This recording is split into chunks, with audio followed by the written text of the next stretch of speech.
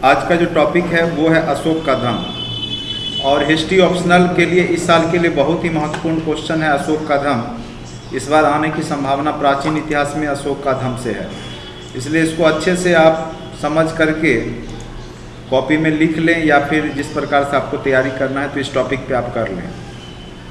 यह उम्मीद किया जा रहा है कि इस साल अशोक के धम्म से क्वेश्चंस पूछा जा सकता है। चलिए सबसे पहले हम समझेंगे कि धम्म है क्या, अशोक का धम्म कहते किसको हैं। तो यहाँ पर देखिए जो धम्म शब्द है धर्म का ही प्रकृति रूपांतरण है, यानी प्राकृतिक रूप से धर्म को ही, जो संस्कृत में धर्म होता है उसी को प्राकृत भाषा में हम धम्म कहते हैं।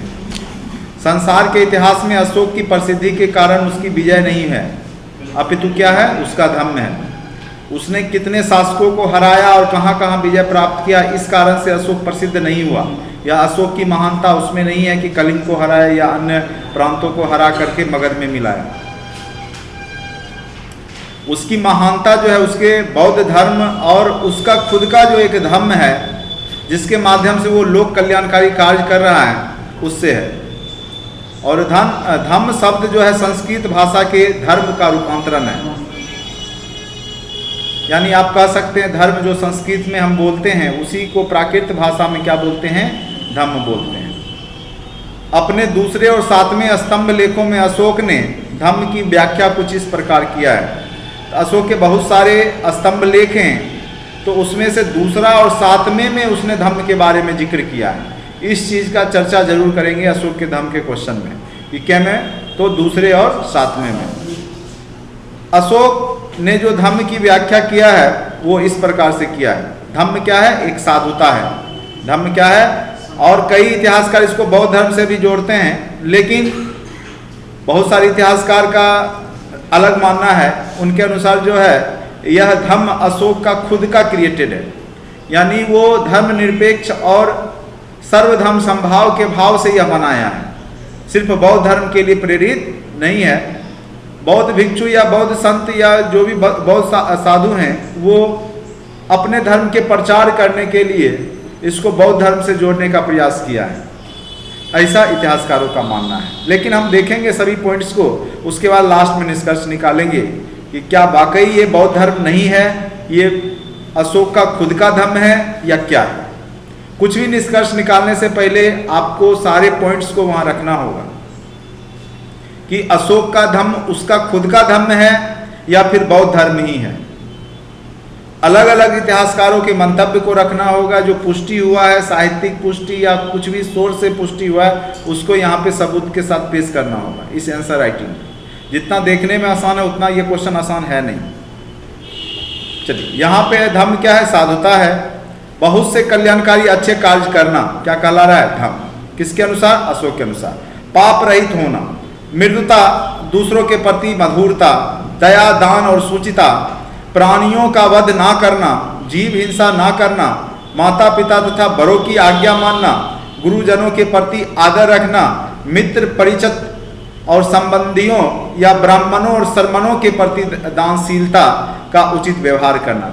शर्मन हो गए जो ज्ञान उपदेश देते हैं, ब्राह्मण के ही श्रेणी में रहते हैं शर्मन भी, ठीक है।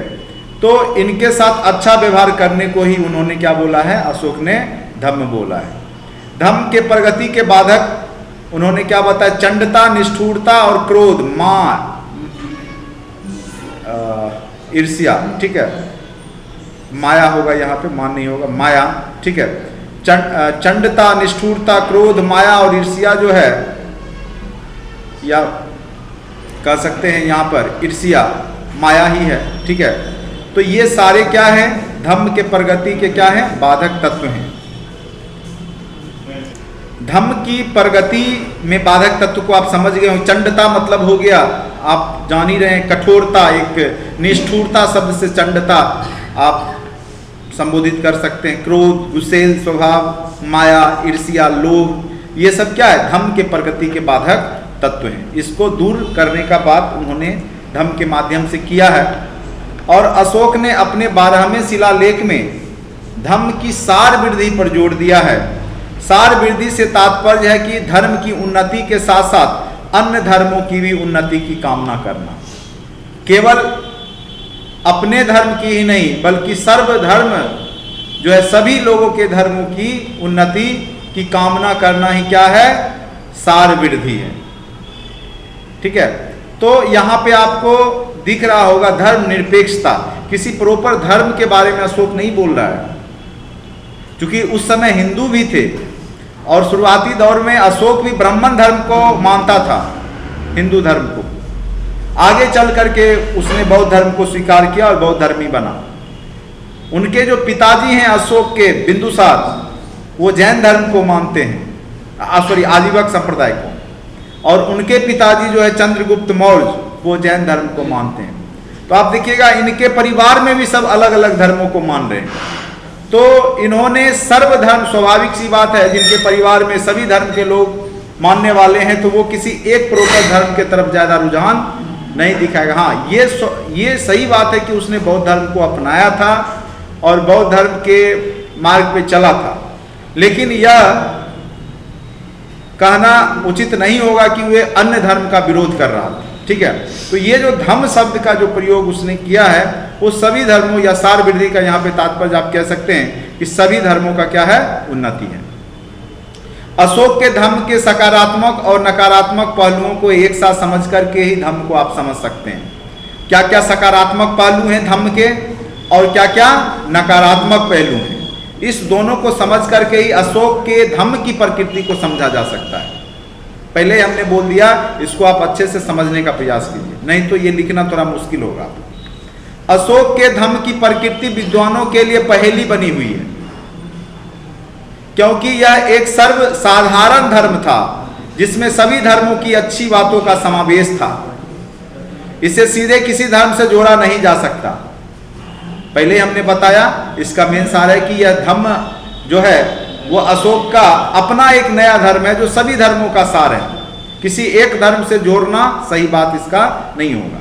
विद्वानों ने इस धर्म की प्रकृति की व्याख्या निम्न प्रकार से की है। जो अलग अलग विद्वान हैं उन्होंने इस धर्म को किस रूप में देखा है, तो आप जब आंसर राइटिंग लिखेंगे तो जो मेन जो इतिहासकार हैं उन्होंने क्या बोला है अशोक के धम्म के बारे में, उसको आप वहां पे लिखेंगे। फ्लिट एक इतिहासकार हैं, वो बोलते हैं यह एक राजधर्म था जिसका अर्थ है राजा का धर्म, परंतु अशोक के अभिलेख के अध्ययन से पता चलता है कि वह मात्र राजा के लिए नहीं था बल्कि सभी प्रजा के लिए भी था। फ्लिंट महोदय ने साफ बोला कि यह केवल एक राजा का धर्म था, राजा के द्वारा निर्माण किया हुआ राजा का धर्म था।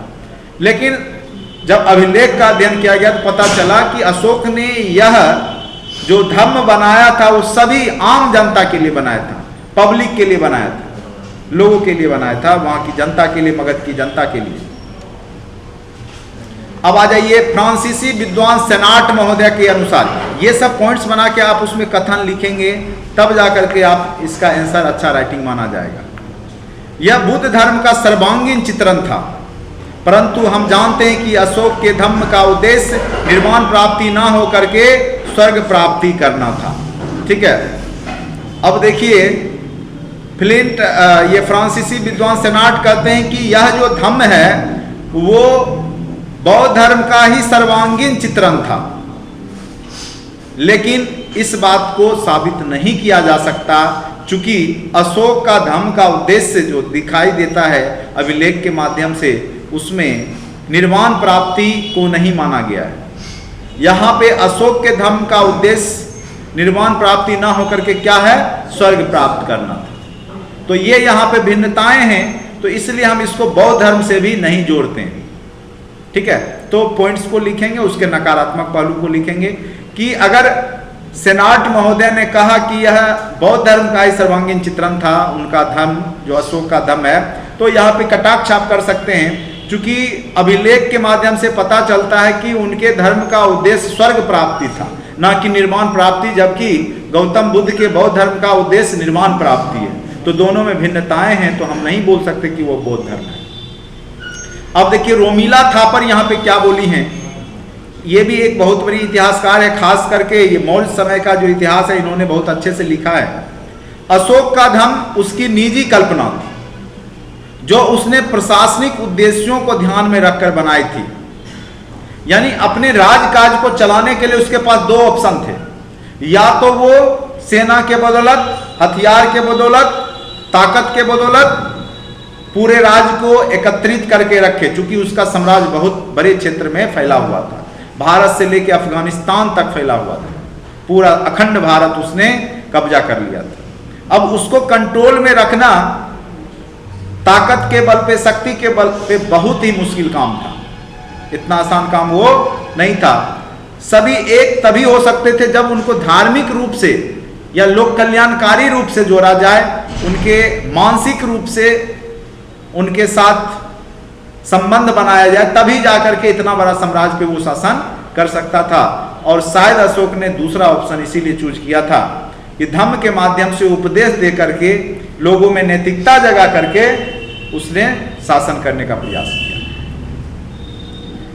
इन सब मतों के विपरीत एक डॉक्टर डी.आर. भंडारकर महोदय ने बताया है कि उस समय, देखिए अब डी.आर. भंडारकर भी बहुत ज्यादा अभिलेख का अध्ययन किए थे और इन्होंने पूरा चंद्रगुप्त मौर्य कालीन जो इतिहास है सिर्फ अभिलेख का अध्ययन करके ही लिख लिया। अभिलेख में जो जो पढ़ा और उसी के आधार पर इन्होंने पूरा मौर्य कालीन इतिहास लिख दिया है। उनके भी मत को खारिज नहीं किया जा सकता है। अब देखिए ये कहते हैं कि अभिलेख के आधार पर उन्होंने जो पढ़ा और उसके बाद बताया डी.आर. भंडारकर ने कि उस समय समाज में बौद्ध धर्म दो रूप में प्रचलित था। एक था भिक्षुओं के लिए और दूसरा गृहस्थों के लिए। गृहस्थों के लिए बौद्ध धर्म को उपासक बौद्ध धर्म कहा जाता था और चूंकि अशोक स्वयं गृहस्थ था, अतः उसने उपासक धर्म को ही अपनाया था। उसने धम्म के जिन गुणों का निर्देश किया है वे दीर्घ निकाय के सिंगोलावाद सूत्र में उसी प्रकार से देखी जा सकती है। यानी यह साबित करने का प्रयास डी.आर. भंडारकर ने किया है कि अशोक का जो धम्म है वो बौद्ध धर्मी है, क्योंकि बौद्ध धर्म दो भागों में बटा था, एक भिक्षुनी के लिए और एक गृहस्थ के लिए। और उन्होंने जो सिंगोलावाद की चर्चा किया है, दीर्घ निकाय की सिंगोलावाद जो बौद्ध ग्रंथ है, उसमें जिस धर्म की बारे में चर्चा किया गया है बौद्ध धर्म में, वही सेम टू सेम अशोक के धम्म में भी देखने को मिल रहा है। ऐसा मानना डी.आर. भंडारकर साहब का है। अब देखिए अशोक ने धम्म पालन से प्राप्त होने वाले जिन स्वर्गीय सुखों का उल्लेख किया है, उनका भी विमान वत्थु नामक पाली ग्रंथ में इसी रूप में विवरण किया जा सकता है।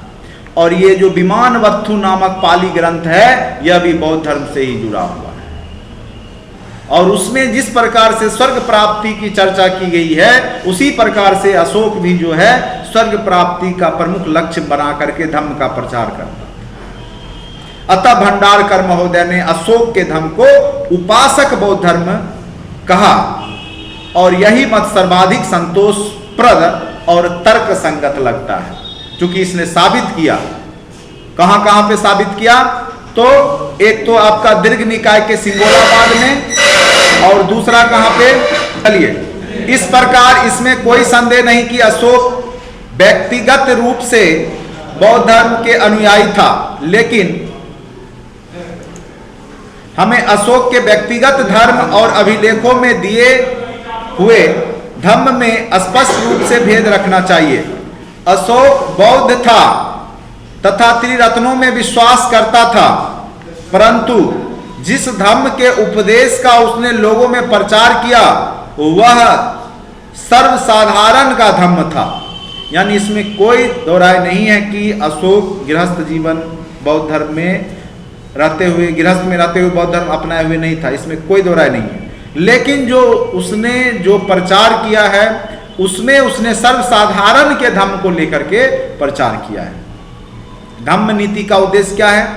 इसके माध्यम से अशोक ने अपने समय की महान सामाजिक और राजनीतिक समस्याओं के समाधान ढूंढने के उद्देश्य से प्रेरित था।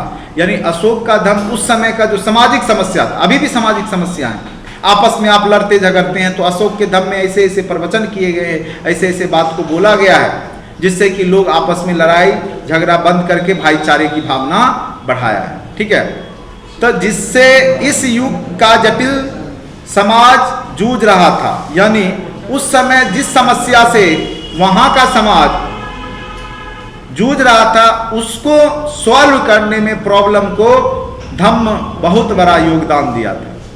दूसरा इसका राजनीतिक उद्देश्य के रूप में आप लिख सकते हैं।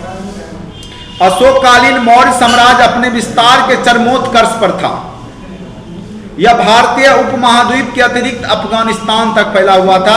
यहाँ पे आप छोटा सा मैप बना करके भी दिखा सकते हैं कि अफगानिस्तान तक जो है फैला हुआ था, जिसमें विविध धर्म, संप्रदाय, भाषा, जाति के लोग रहते थे। अलग अलग धर्म, अलग अलग भाषा, अलग अलग संस्कृति के लोग रहते थे और सबको एक साथ जोड़ना कोई आसान काम नहीं था। तो इसीलिए उसने इस प्रचार के माध्यम से, इस उपदेश के माध्यम से सब पर नियंत्रण करने के लिए उसने ऐसा किया था, धम्म का प्रचार करवाया था। अशोक के पास दो विकल्प था, या तो सैन्य बल का प्रयोग करके सबको एकत्रित रखे जबरदस्ती, और दूसरा है वैचारिक एवं नैतिक मूल्यों के आधार पर, नैतिकता के आधार पर लोगों में उपदेश दे करके लोगों को एक दूसरे से जोड़ करके रखे, जिसमें अशोक ने क्या किया, दूसरा विकल्प चुना और धम्म की नीति का प्रतिपादन किया। उसके बाद तीसरा है सामाजिक और धार्मिक उद्देश्य भी था उसके पीछे छिपा हुआ धम्म के प्रचार का। उस समय समाज में कई धर्म, बौद्ध, जैन, आजीवक, ब्राह्मण, गैर ब्राह्मण का उदय हो चुका था, जिस कारण से समाज में आपसी मतभेद थे। अतः साम्राज्य की मजबूती के लिए, आत्मसातीकरण करने के लिए धम्म को अपनाना या धम्म की नीति से ही यह संभव था कि सभी धर्म एक साथ एकजुट होकर के रह सके। ठीक है, लास्ट में आप निष्कर्ष क्या लिखेंगे? अतः इस प्रकार हम पाते हैं कि अशोक का धम्म किसी विशेष धर्म का ही प्रचारक न बनकर समाज में नैतिक मूल्यों को बढ़ावा देने तथा अशोक की लोक कल्याणकारी संकल्पना में मददगार साबित हुआ। थोड़ा बहुत टाइपिंग मिस्टेक है इसमें, क्योंकि जो टाइपिस्ट है उसने थोड़ा मिस्टेक कर दिया, तो वो आप सुधार लेंगे, बाकी कॉन्सेप्ट यही है। ठीक है, तो अशोक का धम्म 67th बीपीएससी हिस्ट्री ऑप्शनल के लिए बहुत ही महत्वपूर्ण क्वेश्चन है मेरे तरफ से, आप इसको अच्छे से जरूर देख लेंगे एक बार। आज के वीडियो लेक्चर में इतना ही। Thank you so much watching for this video.